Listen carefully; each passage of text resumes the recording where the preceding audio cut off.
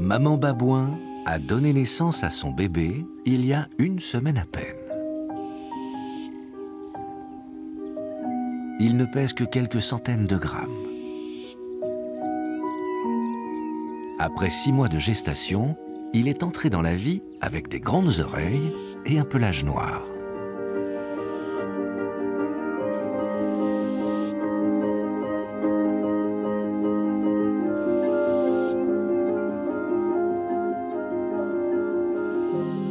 Ce petit a fait l'objet d'emblée de l'attention de tous.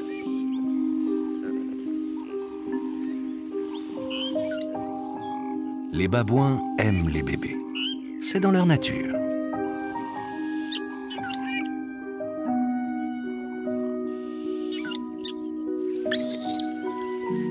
Au tout premier jour de leur vie, ces petits singes ne marchent pas. Ils ont encore du mal à coordonner l'usage de leurs membres un peu longs.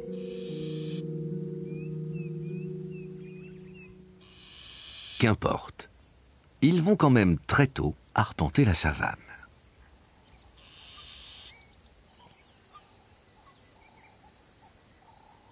Quand leur mère les place sous son ventre, instinctivement, ils s'agrippent fermement à son pelage. Ils utilisent 5 points d'ancrage. Les 2 mains et les 2 pieds, mais aussi la bouche, refermée sur la mamelle.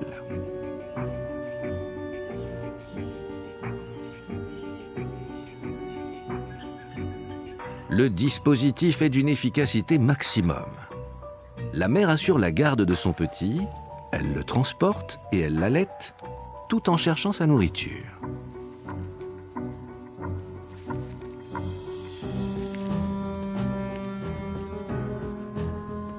Elle n'est gênée en rien dans ses gestes. Et le bébé est si bien accroché qu'elle peut sans souci se mettre au galop.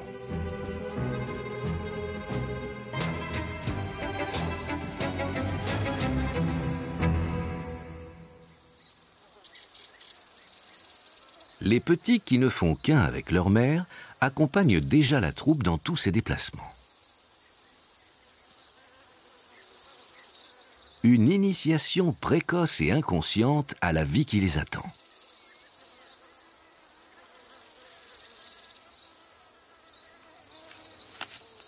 Leçon numéro 1. Un nid d'araignée est une bonne source de protéines.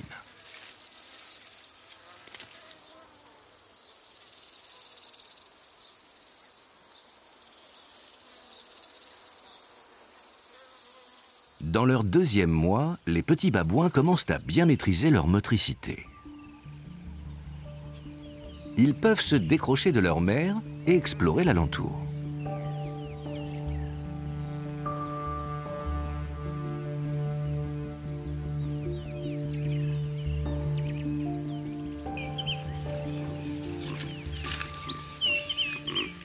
Maman n'est jamais loin, pour rappeler que c'est encore elle qui commande, mais aussi pour assurer protection et nourriture à sa progéniture.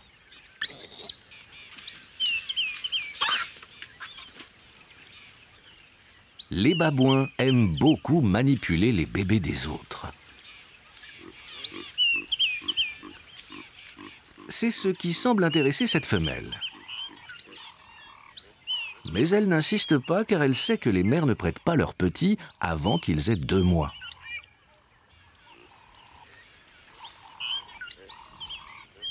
À cet âge, ils doivent téter souvent. Le lait maternel est encore leur seule nourriture.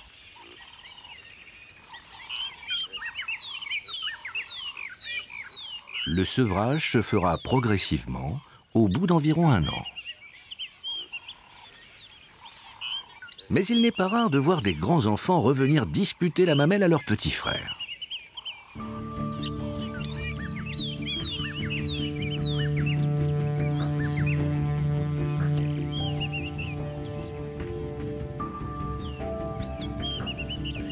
Les babouins vont grandir dans une société complexe, très hiérarchisée. Ils découvrent le rang qu'ils y occupent vers l'âge de 3 mois, quand ils se mettent à jouer ou se battre avec d'autres.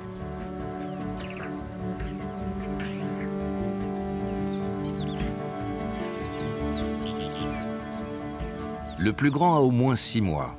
C'est ce que dit sa couleur grège.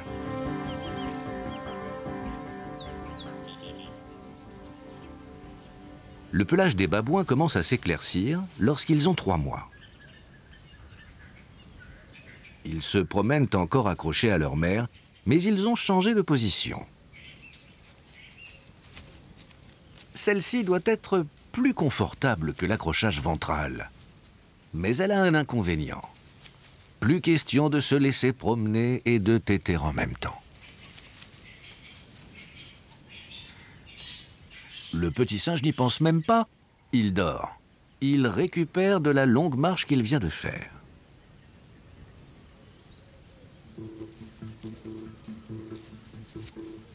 Il n'a que 4 mois et commence déjà à suivre la troupe au sol.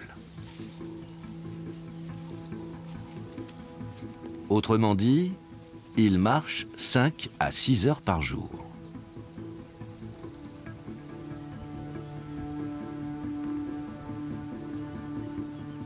Le bébé a un défi à relever. Tenir le rythme, ne pas se laisser distancer.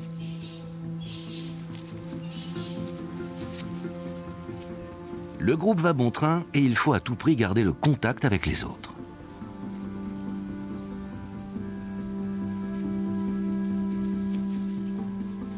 S'ils se retrouvent isolés du reste de la troupe, les jeunes babouins sont très exposés à une multitude de prédateurs.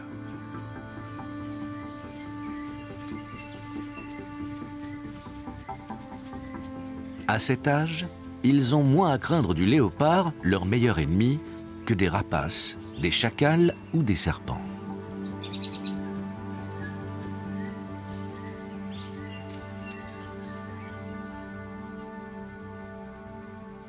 Ces animaux paraissent bien vulnérables dans les espaces ouverts.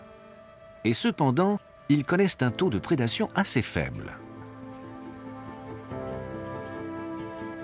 Pourtant, les mères ne sont pas spécialement attentives à leurs petits. Quant aux grands mâles, ils participent à la sécurité du groupe, mais pas plus que les autres.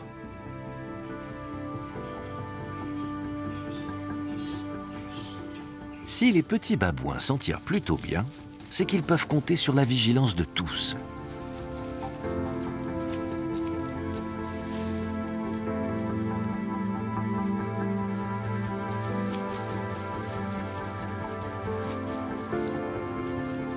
Quand les bébés fatiguent trop, ou parfois juste pour le plaisir, ils remontent à califourchon avec cette technique de jockey qui leur est propre.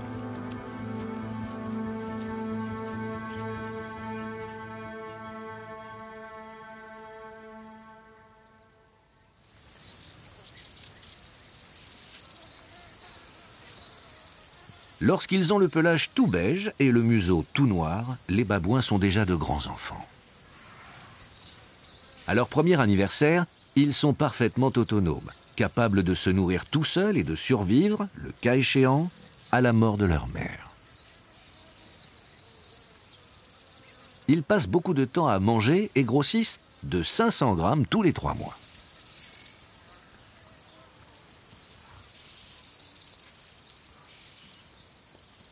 À l'âge adulte, les mâles pèseront une trentaine de kilos et les femelles, moitié moins.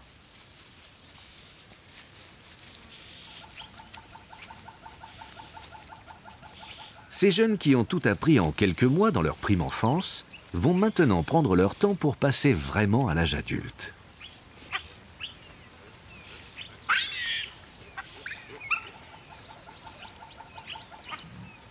Les femelles auront leur premier jeune vers l'âge de 6 ans. Quant aux mâles, ils devront attendre encore 2 ou 3 années de plus pour pouvoir transmettre leurs gènes.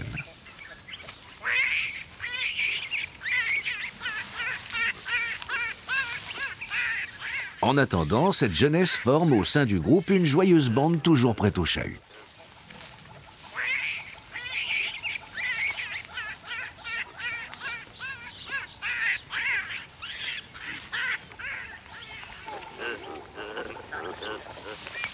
Bien loin de cette agitation, la savane a accueilli un nouvel habitant, un girafon. En termes de nouveau-né, c'est l'un des plus grands qu'on puisse imaginer. Il mesurait déjà presque 2 mètres à la naissance.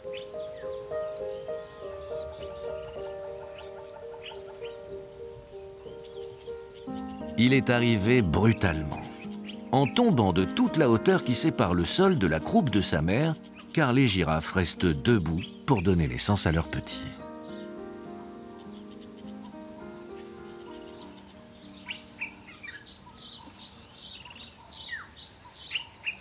En 15 minutes, il était sur pied et il tétait au bout d'1 heure.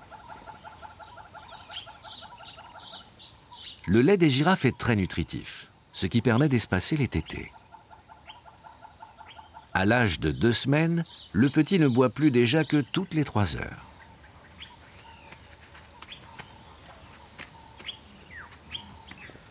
Cela donne à la mère une relative liberté.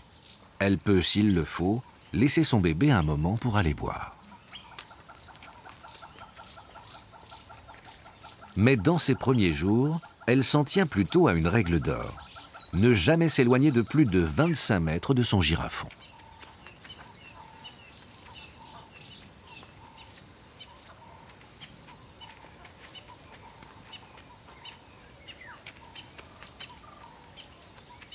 Les mères s'écartent des autres girafes pour mettre bas.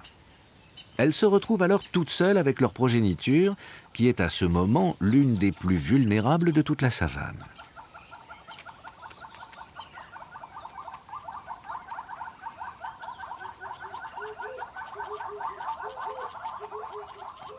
La girafe profite de sa taille pour observer l'alentour. Il faut éviter à tout prix les lions ou les hyènes, contre lesquels le petit n'a aucune chance. La statistique n'est pas favorable. Selon les endroits, 50 voire 70% des girafons sont victimes de prédation dans leurs premiers mois.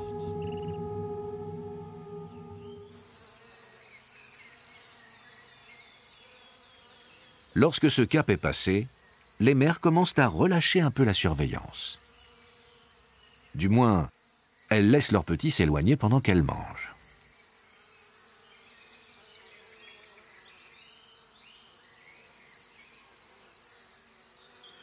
Les girafons en profitent. Ils se retrouvent couramment à plusieurs centaines de mètres de leur mère.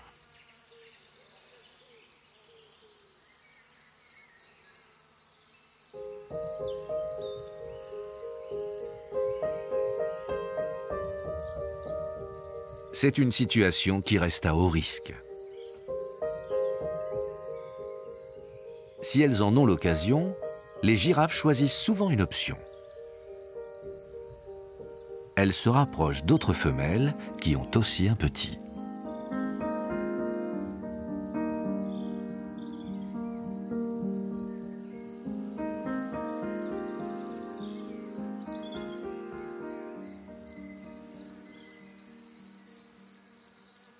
Les girafons sont des copies conformes des adultes à 2 exceptions. La taille, évidemment, mais aussi le toupet ébouriffé qu'ils ont en haut des cornes. Des cornes qui étaient déjà présentes au stade de l'embryon, ce qui est unique chez les mammifères.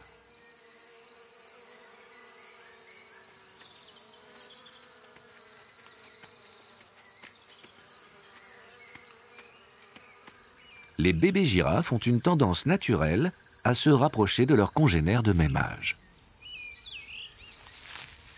Ils se créent des sortes de crèches. C'est l'occasion pour les mères de partager la surveillance et de se libérer un peu.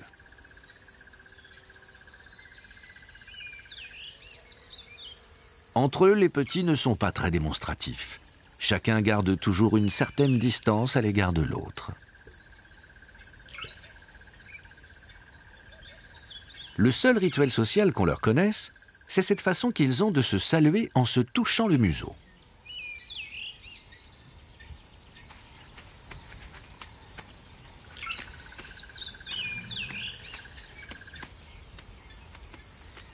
Les girafons, qui têtent jusqu'à l'âge de 1 an, n'ont pas dans leurs premiers mois l'obligation absolue d'aller boire.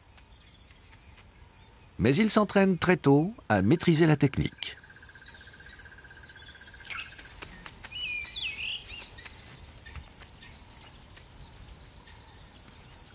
La prudence avant de se pencher, la rapidité à se relever, vont sans doute peser sur leur espérance de vie.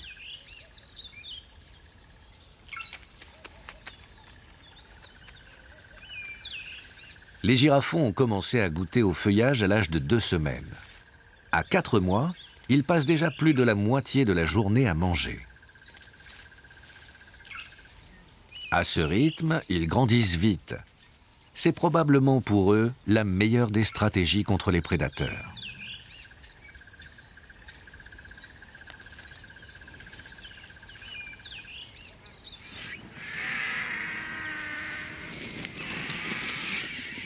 Pour toutes les espèces, il y a urgence à sortir de la prime enfance. C'est la période de tous les dangers. Il faut déjà passer le cap des premiers jours. Faire en sorte que les petits, à peine nés, ne soient déjà mangés. Et chacun a sa façon de faire.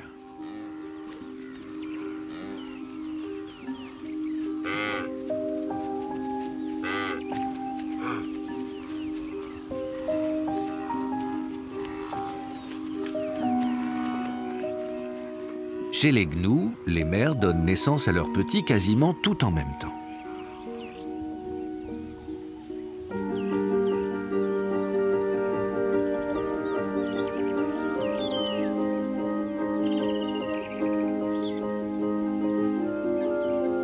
Certains sont nés il y a quelques heures, d'autres quelques jours, pas plus.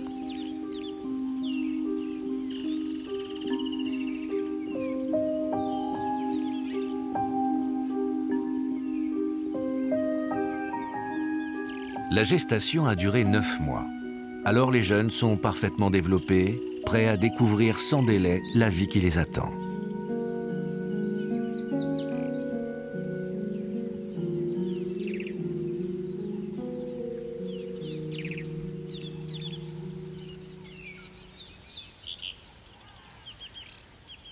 Durant les premiers jours, les petits doivent rester exclusivement près de celle qui les a fait naître, le temps qu'ils s'imprègnent l'un et l'autre de leurs odeurs.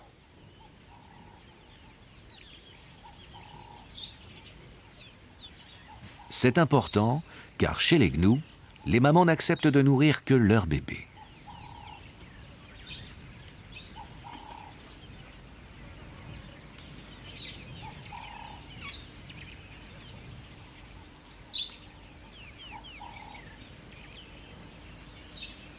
Celui-là s'est égaré près d'une femelle qui n'est pas sa mère. Il n'a aucune chance de succéder au titulaire de la mamelle.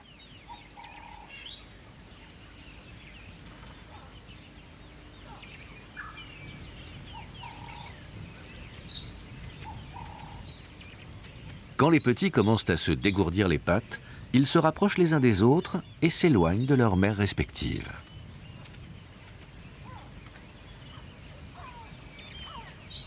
C'est toujours alors un peu compliqué de la retrouver.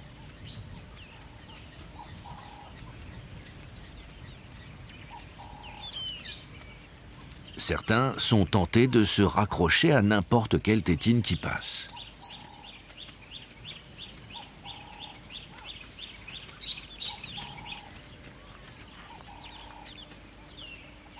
Après quelques tentatives insistantes, ils devront se résigner à une idée en la matière.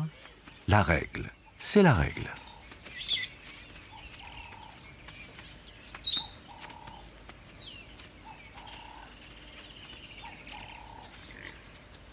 Dans un petit groupe comme celui-ci, les choses finissent toujours par s'arranger et les jeunes à retrouver leur mère.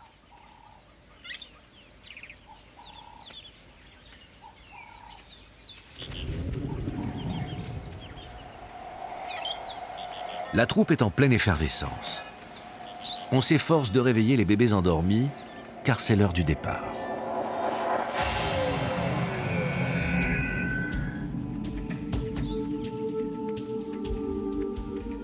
Il ne faut pas traîner ici. Il y a une concentration d'odeurs liée à toutes les naissances qui pourrait attirer les hyènes.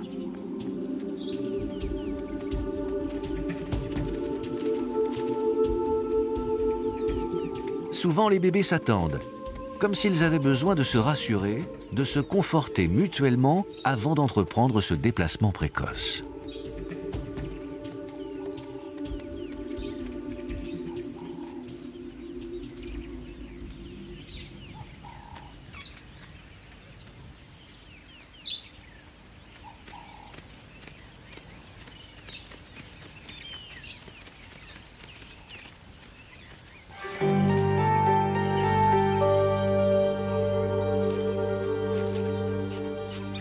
Six mois plus tard, le bébé de la girafe est déjà moins vulnérable. Il a pris presque 1 mètre de hauteur.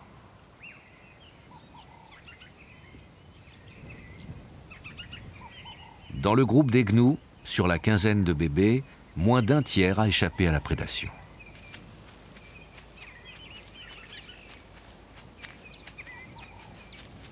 Ceux qui restent sont maintenant de grands enfants. Leurs cornes ont commencé à pousser, mais ils continuent à téter.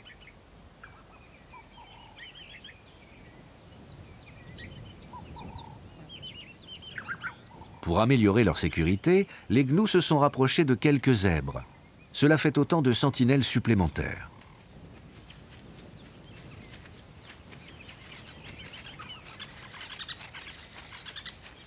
Un troupeau mixte qui va bientôt un peu s'agrandir.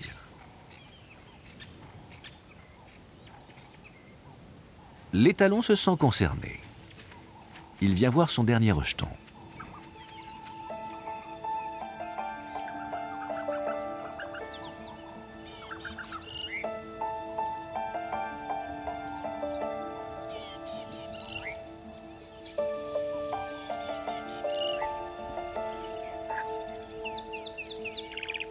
Beaucoup de petits zèbres viennent au monde quand les herbes sont hautes et vertes. C'est bon pour les mamans qui ont porté leur bébé pendant plus d'1 an. L'herbe est nutritive et elle récupère plus facilement de cette longue gestation. À peine nés, les poulains réagissent déjà aux événements extérieurs. Ici, c'est l'arrivée d'un gros phacochère. Le petit zèbre ne sait pas encore si c'est un animal qu'il faut craindre ou non. Dans le doute, il file près de sa mère.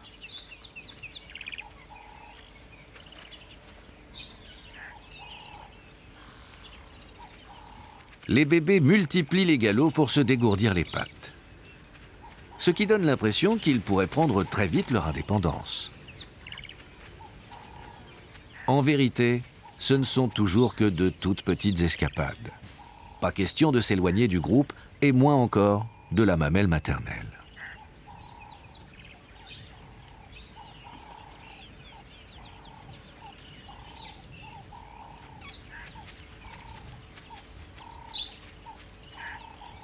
La jument et son jeune poulain entretiennent une relation exclusive.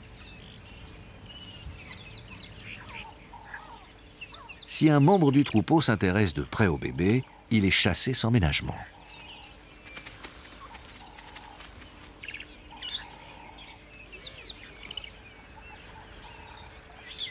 Tous les bébés qui naissent au sein d'un groupe doivent pouvoir facilement identifier leur mère. D'ordinaire, ils la reconnaissent à son odeur ou au son de sa voix.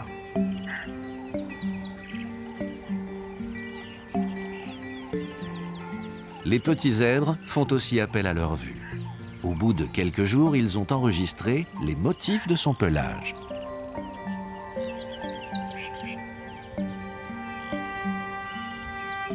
Le poulain fait maintenant pleinement partie du groupe et tous les zèbres inconsciemment assurent sa protection.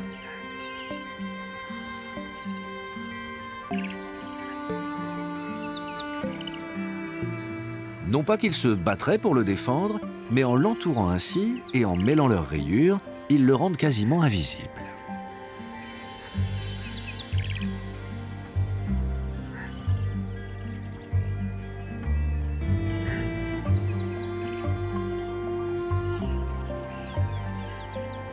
Tous les animaux ont cette problématique, dissimuler leur bébé, d'une façon ou d'une autre. Les zèbres cachent leurs petits au cœur de leur troupe. D'autres espèces le cachent tout court. C'est le cas du cobe à croissant.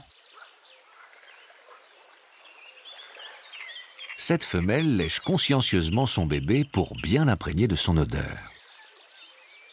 Elle le retrouvera ainsi plus facilement lorsqu'elle l'aura dissimulé quelque part dans les roseaux.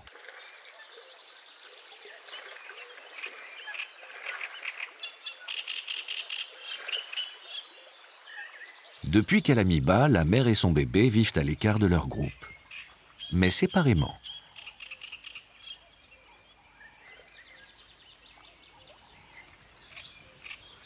Ils ne se retrouvent que 3 fois par jour, le temps d'une tétée et pour manger un peu d'herbe. Le reste du temps, le bébé est caché.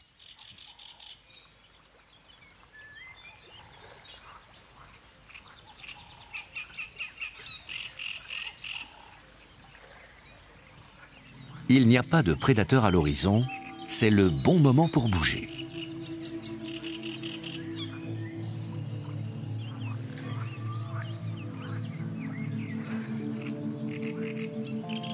Une fois encore, et comme elle le fera pendant 1 mois, maman va reconduire son bébé dans une cachette. Par mesure de sécurité, elle en change tous les jours.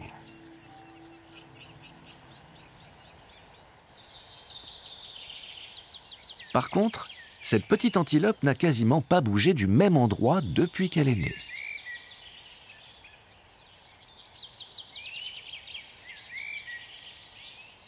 On la voit simplement de temps à autre faire quelques bonds pour se rapprocher de sa mère.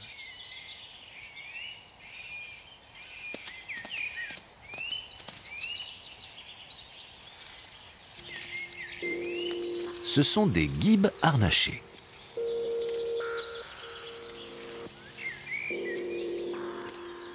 La mère a donné naissance à son bébé après 6 mois de gestation.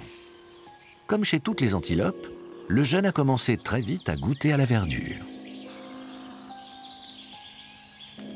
Le guibe est une antilope qui vit dans les fourrés et les sous-bois.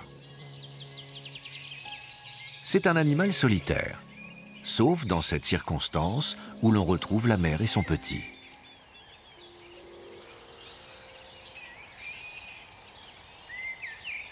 La maman passe beaucoup de temps avec son jeune qui est sa seule compagnie.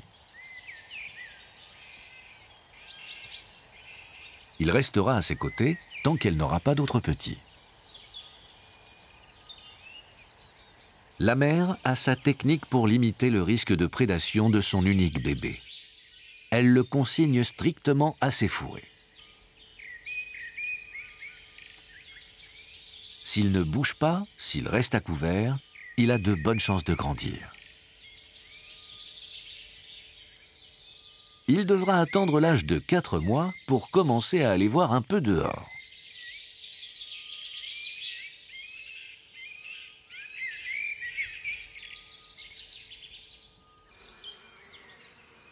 Quand elles auront leur bébé, les mamans d'impala n'auront ni la même stratégie, ni la même attention pour leur progéniture. Elles vont porter leur petit pendant 200 jours. Qui dit longue gestation, dit une fois encore, petit bien fini.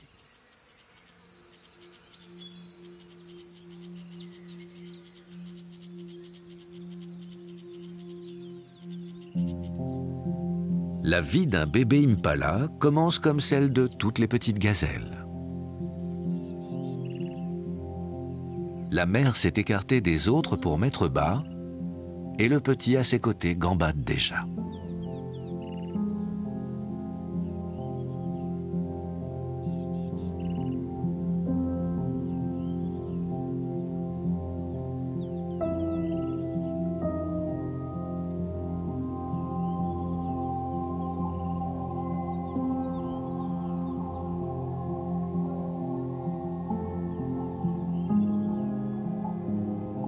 Il découvre le monde sous la vigilance attentive de sa mère. La maman est proche et semble concernée par son petit. C'est le comportement normal d'une mère avec son nouveau-né. Mais cela ne va pas durer.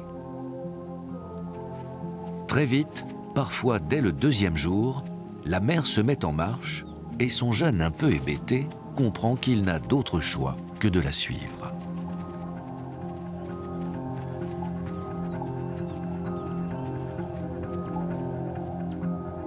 Ce premier déplacement est l'occasion de rencontres, de découvertes, de surprises.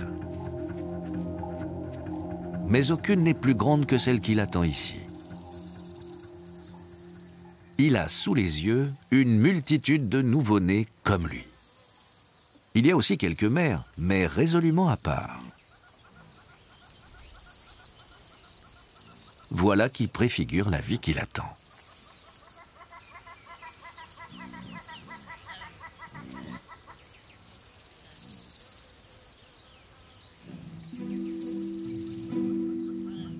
Les impalas donnent naissance presque tout en même temps. Les bébés arrivent pour la plupart au début de la saison des pluies. On voit alors dans les espaces ouverts une étonnante concentration de nouveau-nés.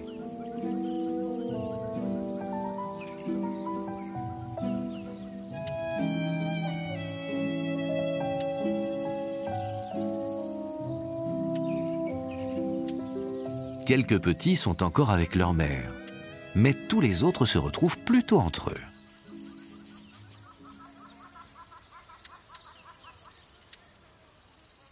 Ils forment des petits groupes informels placés sous la surveillance d'une femelle de garde.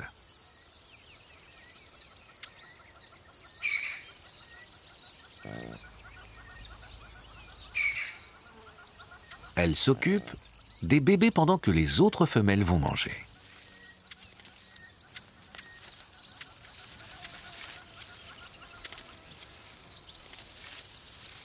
Les mères ne se font guère de soucis pour leurs jeunes qu'elles rejoignent simplement pour la téter.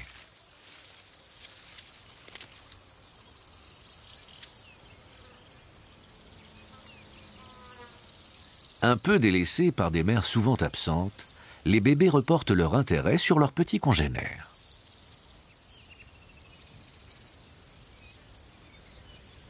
La savane devient une grande cour de récréation où toute cette jeunesse se regroupe en petites unités complices.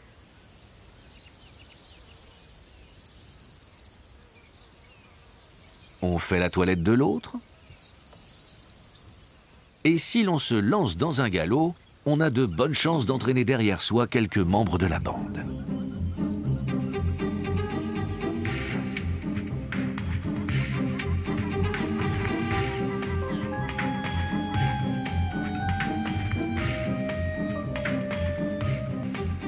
Voilà des débuts plutôt joyeux.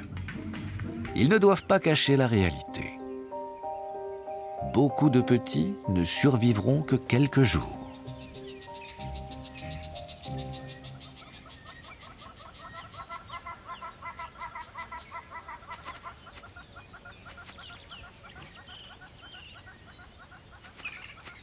D'ordinaire, l'aigle ravisseur se nourrit de rongeurs, d'oiseaux, de reptiles ou d'insectes.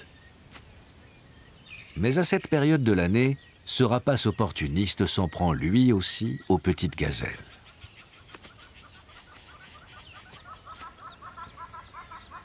Les bébés d'impala sont convoités par une vingtaine de prédateurs.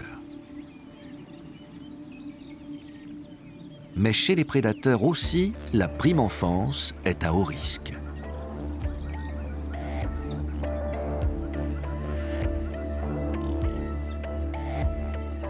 Risque de se faire croquer par une hyène ou par un lion pour ses bébés léopards.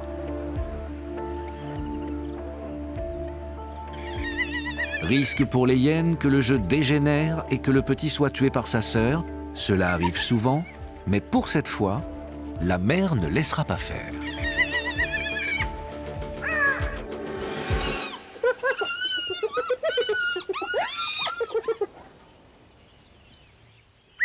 Mais c'est pour les lionceaux que le risque est le plus grand. Les plus faibles n'ont pas accès à la nourriture et meurent de faim. D'autres sont tués par le mâle qui prend le contrôle de leur clan et veut privilégier ses gènes.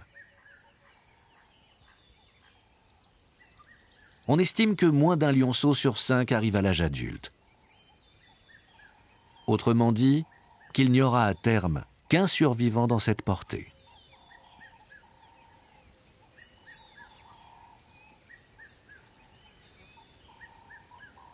La mère a donné naissance à 6 petits. C'est un maximum chez les lions.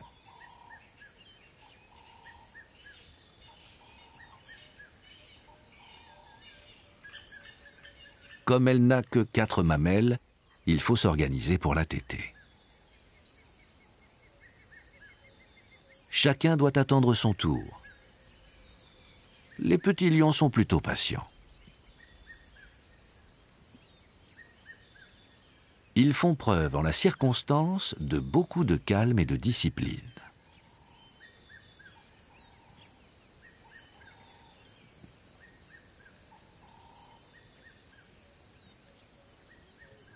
Les bébés ne pesaient que 3 livres à la naissance. La conséquence d'une gestation rapide de 100 jours. Pour atteindre leur taille adulte, ils devront multiplier par 100 leur poids d'origine.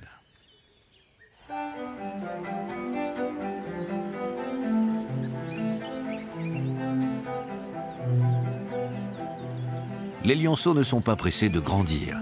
Ils apprennent doucement, par le jeu, sous l'œil attentif de leur mère.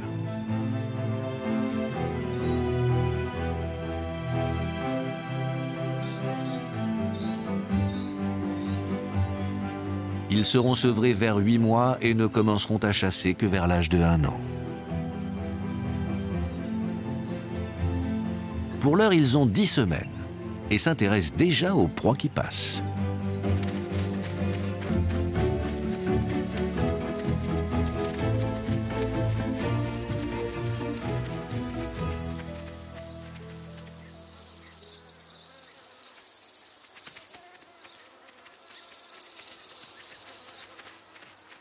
Les phacochères sont l'une des proies favorites des lions et les bébés sont particulièrement exposés. Mais ils sont vifs, ce qui leur laisse quelques chances.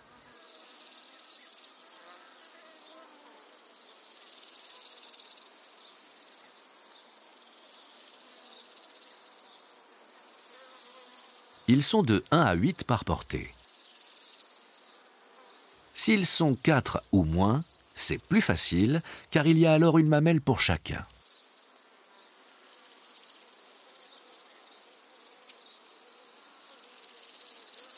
Chaque petit a sa mamelle attitrée. Il vaut mieux avoir une des mamelles antérieures parce qu'elle donne plus de lait.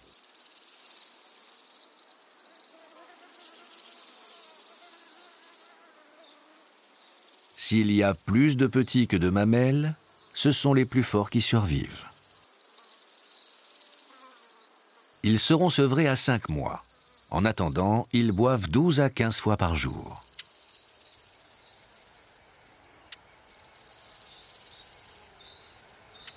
Les bébés ont commencé à sortir du terrier où ils sont nés dès l'âge de 2 semaines. De suite, ils ont goûté à la végétation. Et puis ils se sont mis aussi à manger des crottes de leur mère pour acquérir les bactéries intestinales dont ils ont besoin pour digérer.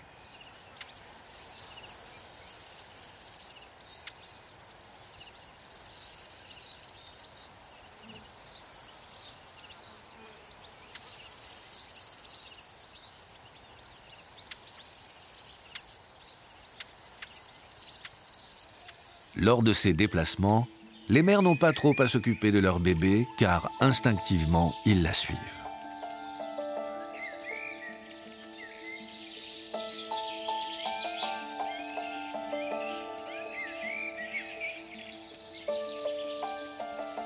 Qu'ils soient 2, 4 ou plus, quand ils reforment la file, ils se remettent toujours dans le même ordre.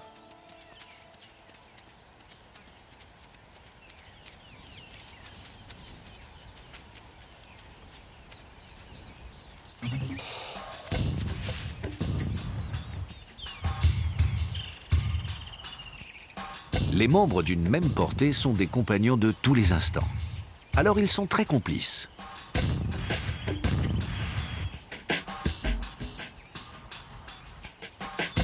Et comme souvent, les jeux sont des simulacres de combat.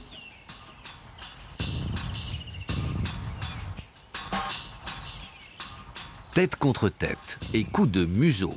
C'est strictement la même technique que celle utilisée par les adultes, mais sans les défenses et sans les dégâts qu'elles peuvent occasionner.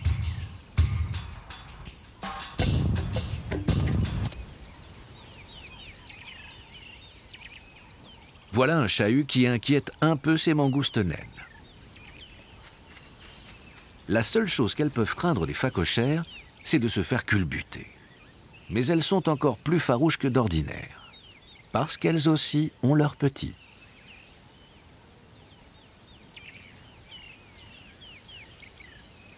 Une mangouste naine adulte mesure une vingtaine de centimètres et pèse environ 400 grammes. Autrement dit, leurs bébés sont vraiment de tout petits êtres.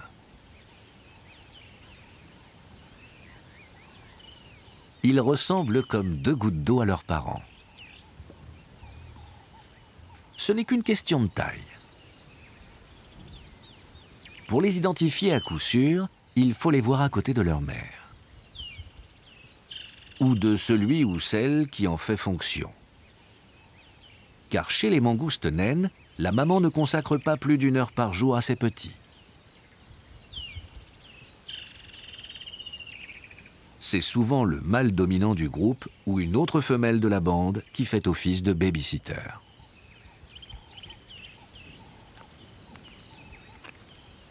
L'adulte assure la sécurité du bébé et joue aussi le rôle de tuteur. À ses côtés, le jeune apprend à trouver et à tuer des proies. Ici, un millipède.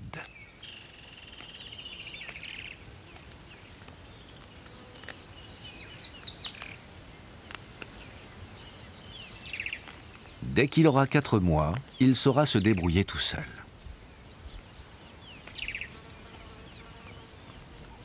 Si les choses vont très vite chez le plus petit des carnivores africains, il en va tout autrement chez le plus grand.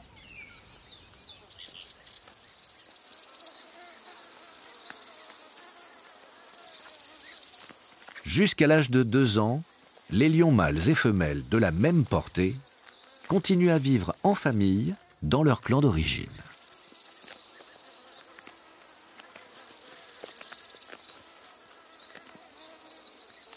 Ils chassent ensemble et partagent les proies comme ce buffle avec leurs parents, leurs tantes et leurs cousins.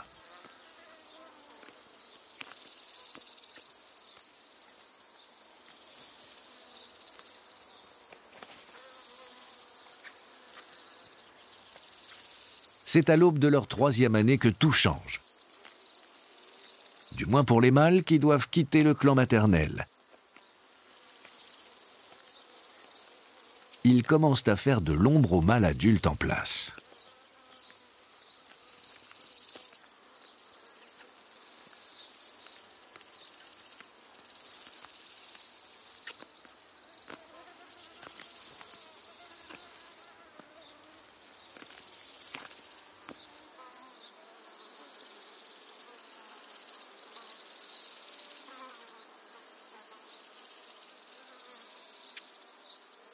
Les femelles, quant à elles, resteront toute leur vie dans le clan qui les a vues naître.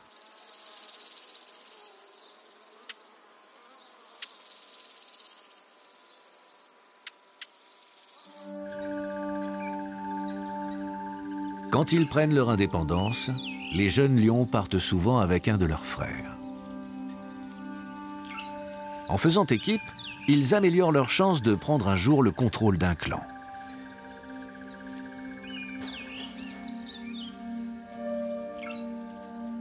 Mais ils devront attendre 2 ou 3 ans avant d'être en pleine force de l'âge et d'avoir quelques chances de succès.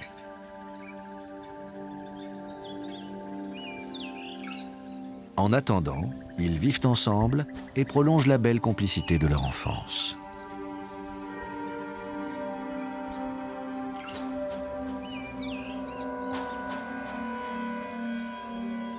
La sérénité n'est qu'apparente.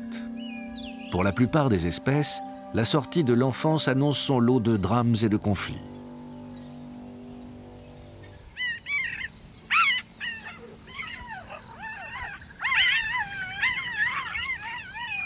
On se bat toujours pour les mêmes raisons. Pour conquérir une femelle, ou prendre ou défendre un territoire.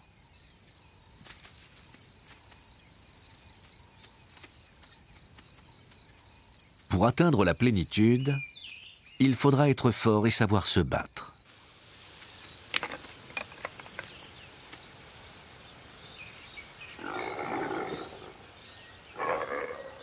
Au cours de l'adolescence, on fourbit ses armes.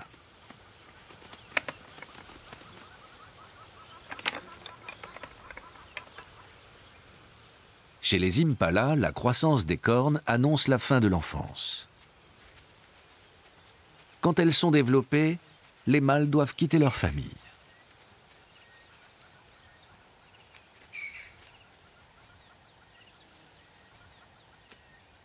Ils rejoignent alors une bande de célibataires comme eux, en attendant de pouvoir un jour, peut-être, prendre à leur tour la possession d'un harem.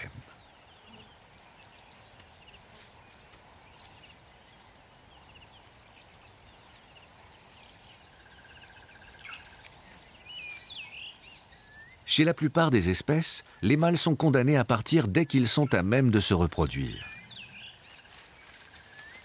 C'est un moyen d'éviter la consanguinité.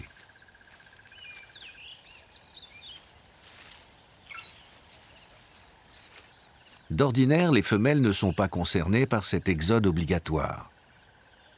Elles peuvent souvent grandir et vieillir dans le groupe de leur mère.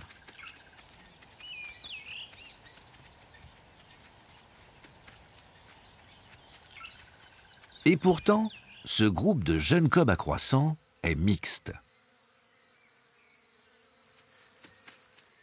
Mâles et femelles ont quitté ensemble le groupe où ils sont nés pour survivre.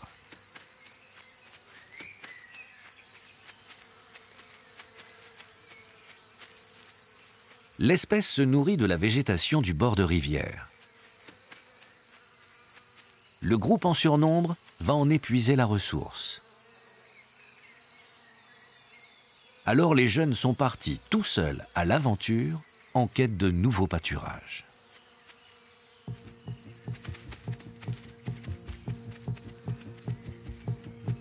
Ils n'ont pas 2 ans. À 2 ans, les éléphants, eux, sont encore bébés et pour longtemps.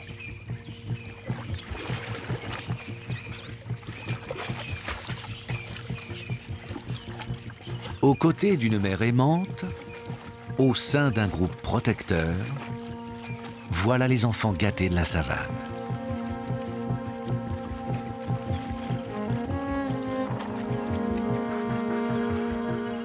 Quand ils atteindront leur puberté, la plupart des animaux de leur âge seront déjà au terme de leur vie.